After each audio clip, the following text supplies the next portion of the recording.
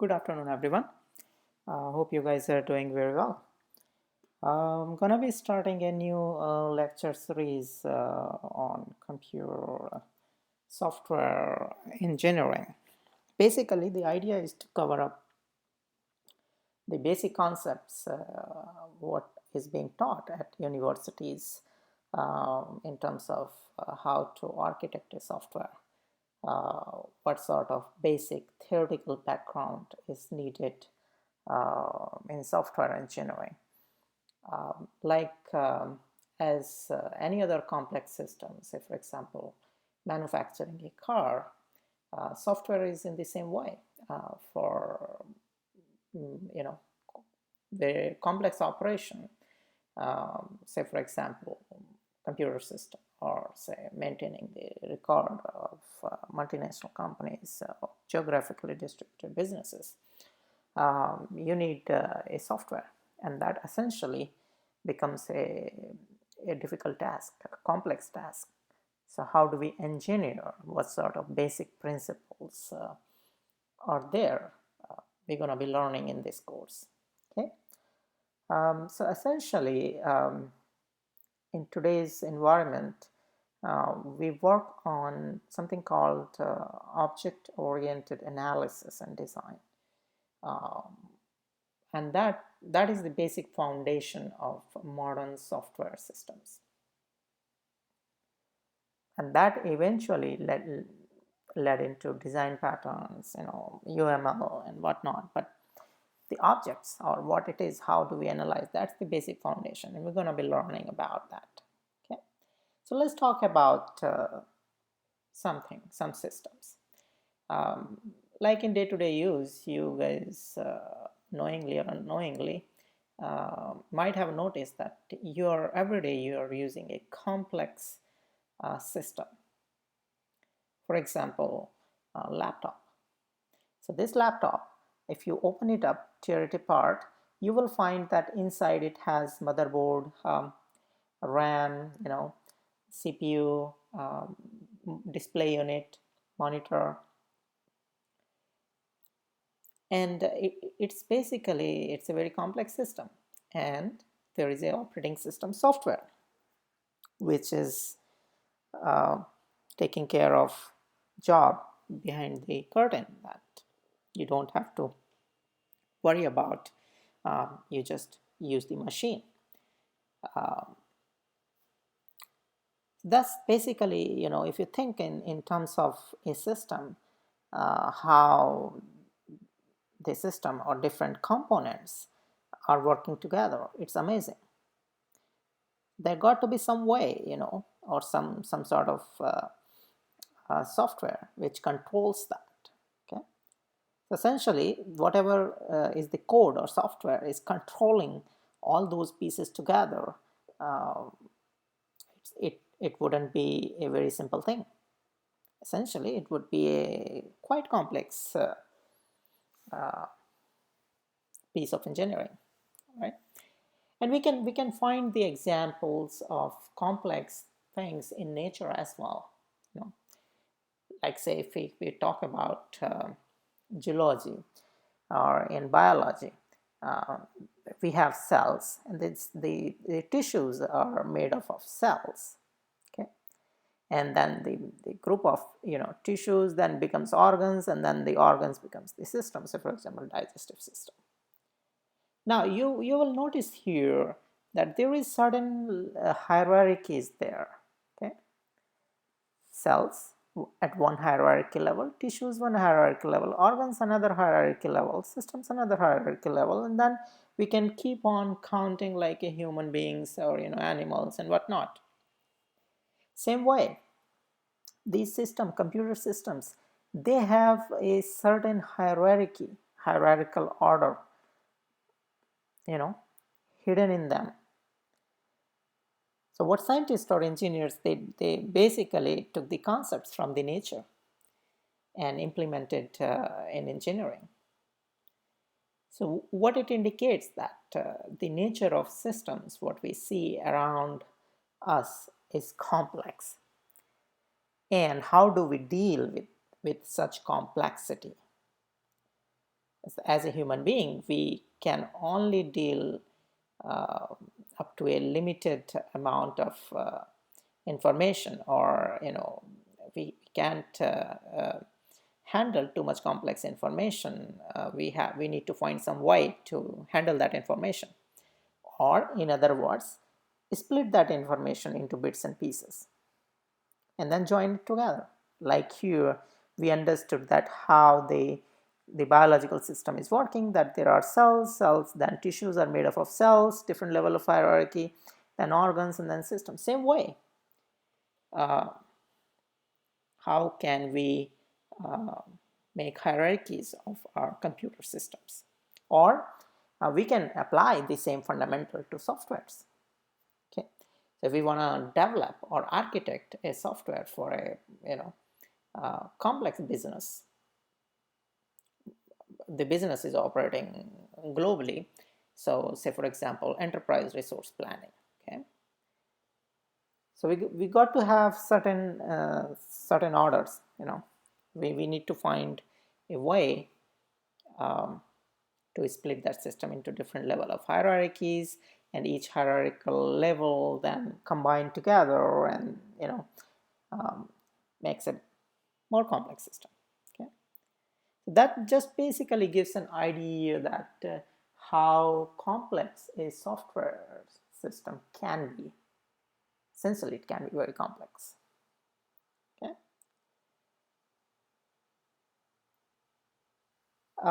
In earlier days, when the computing industry was evolving, the people were using first generation or second generation programming languages. And at that time, our understanding was so limited that we were talking about a very simple model of developing some software, say a waterfall model. Okay, so you collect the requirements that you want to develop a software for this task. Okay, and then you start working on design, and then when you have designed, then you implement it, code it, and then verify it, and then finally maintain it. And that whole process, it resembles like a waterfall. So the name came from there. Now, those systems in those days, they were not developing very complex systems. Of course, I mean, they were thinking in that line, but the computing power in terms of tools, programming methodologies, it was not that much mature enough. So people developed simple system, but later on they found out problems. So what happens, say you spend 4 or 5 months in collecting requirements, and then you start working on design based on those requirements, and then design itself will take 6 or 7 months, and then implementation time and verification, the whole cycle gonna be 2 or 3 years. Now in 2 or 3 years, think about in present situation, the requirements will change. By the time you end up doing design in 6 months, requirements are changing. So it's very rapidly fast changing world now. So the waterfall model doesn't work anymore. We need to find some other way to deal with the inherent complexity. Our requirements are changing every moment. Say, for example, a very simple example of a website. You open your own company and you are developing websites for your clients. Today, you talk with your client, okay, I want this basic website, and you develop it, and then next day the same client comes, no, I have seen that better website, I need that design. So you finished your job, but then again you haven't really finished because client is not satisfied. So it's a risk. There is an element of the risk. So evaluation of the risk. Okay. Not only that, once you build up the website, then again the next version of it. What if client wants something more? So that waterfall model is just, it's sort of a fixed. You do one thing now, first step and then second step and then third step. But in modern software world, it doesn't work, because if you are stick to that, you're gonna end up losing money for your organization. So you need to consistently evaluate the performance risk, and do a development in iterations. Say prototype 1, prototype 2. So you went for a discussion with your client, and client gave you some basic idea. Oh, I just need a basic website. So you quickly developed it, and you went again to your client. Okay, I have developed this is the first prototype, are you happy?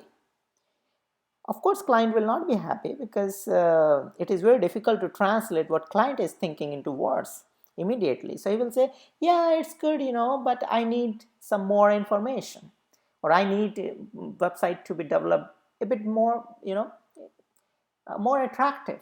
So you will go back, okay, you will retweak the design, and you will do whole process again.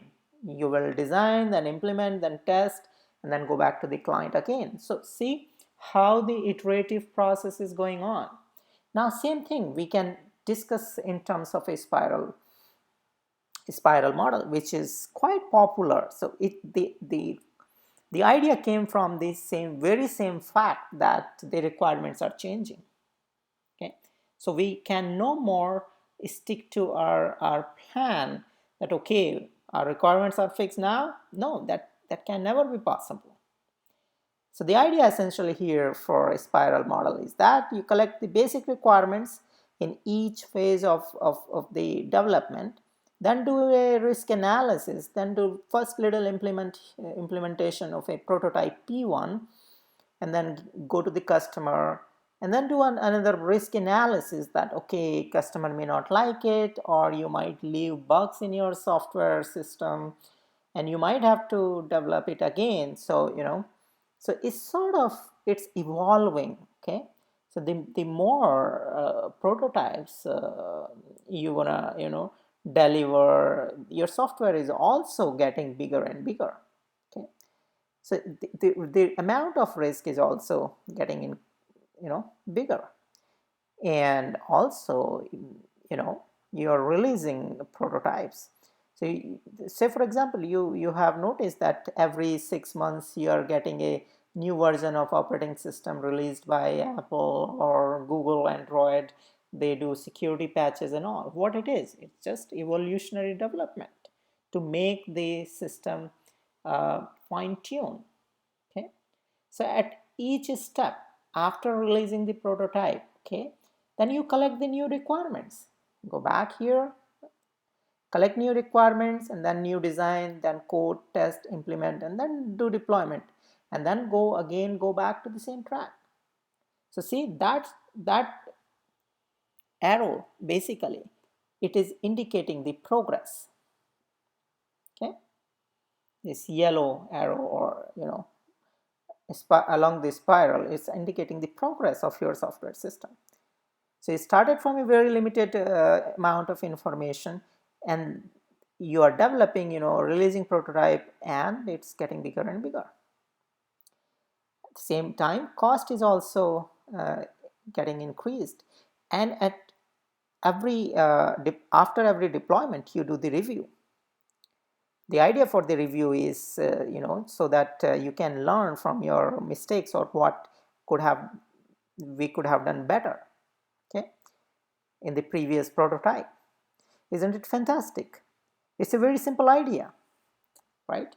But somebody has put published this article. Fantastic job, that scientist did fantastic job, put it in words and easy to explain to another person. Now see, there are 4 quadrants here.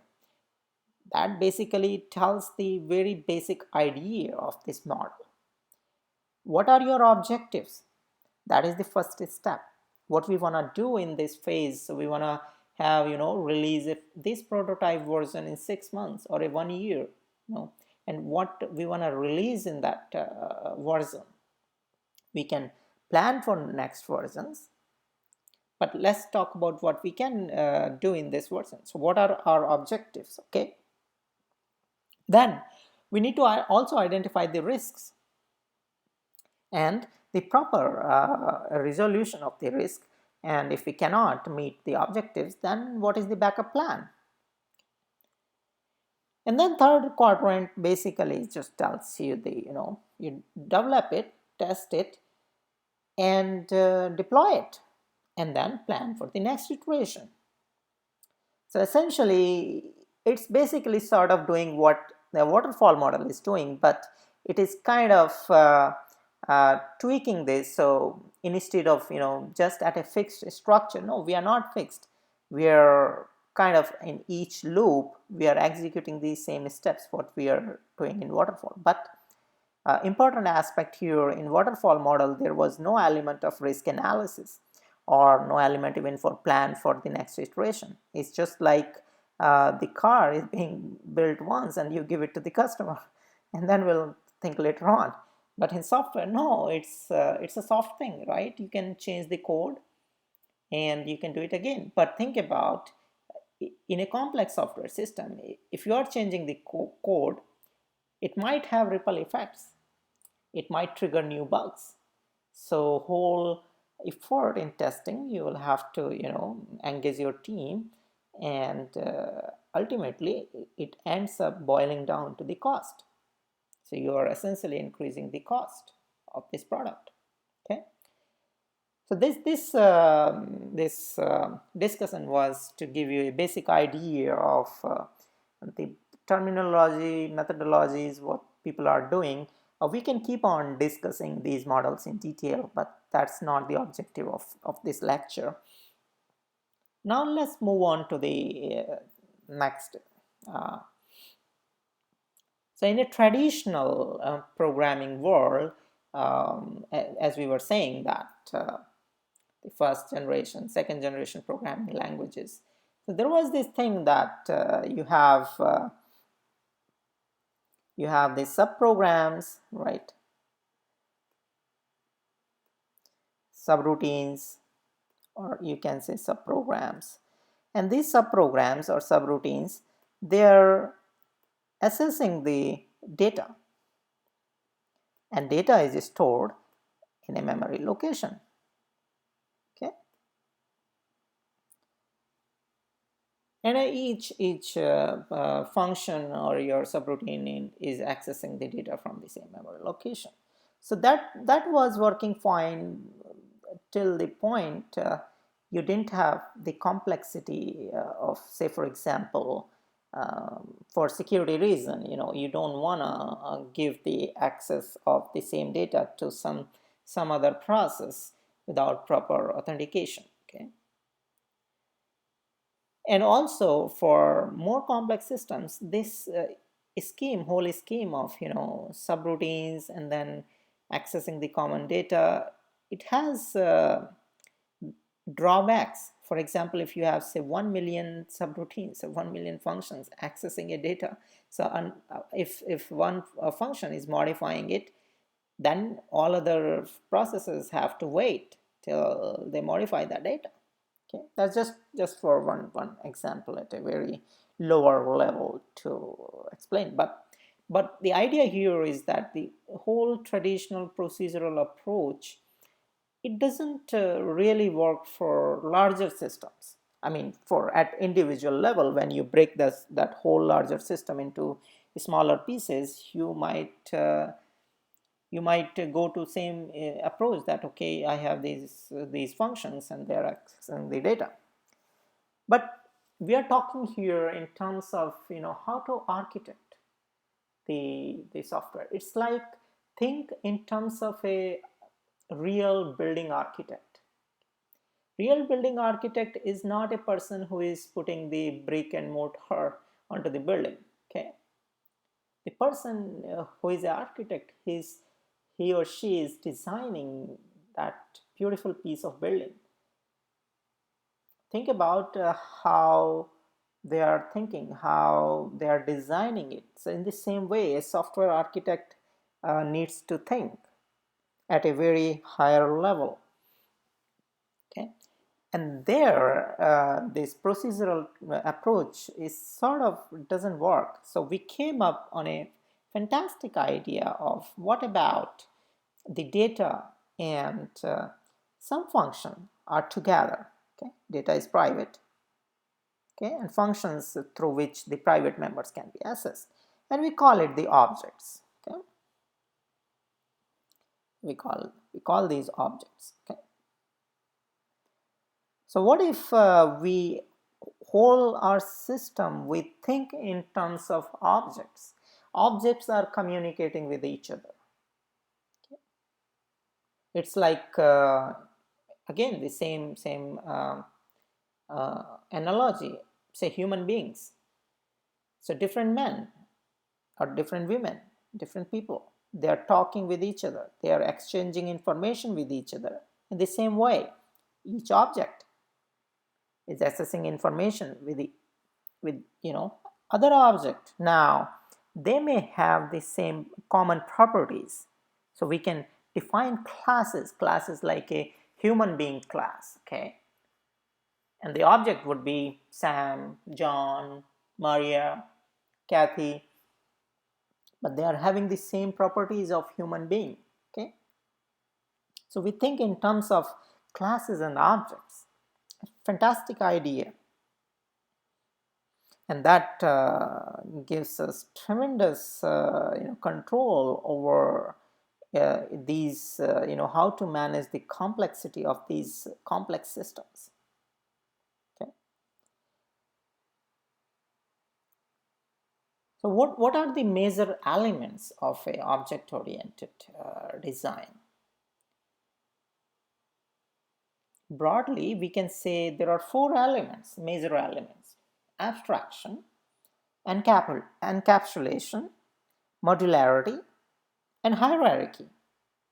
These four are major elements of any system which we want to analyze in an object-oriented fashion. Okay. So remember these four major elements. We're going to be discussing what individual elements are and what are different properties in coming following lectures. So thank you guys. This was a quick introduction to object-oriented analysis, object systems. We're going to be discussing more how to think in terms of developing or object-oriented based design of software systems and analyzing the whole complex environment in terms of classes and objects. And thank you for subscribing LeProfesseur channel on YouTube. Those who haven't subscribed, please subscribe LeProfesseur on YouTube. We appreciate your support, and thank you for your wonderful comments. Have a wonderful day.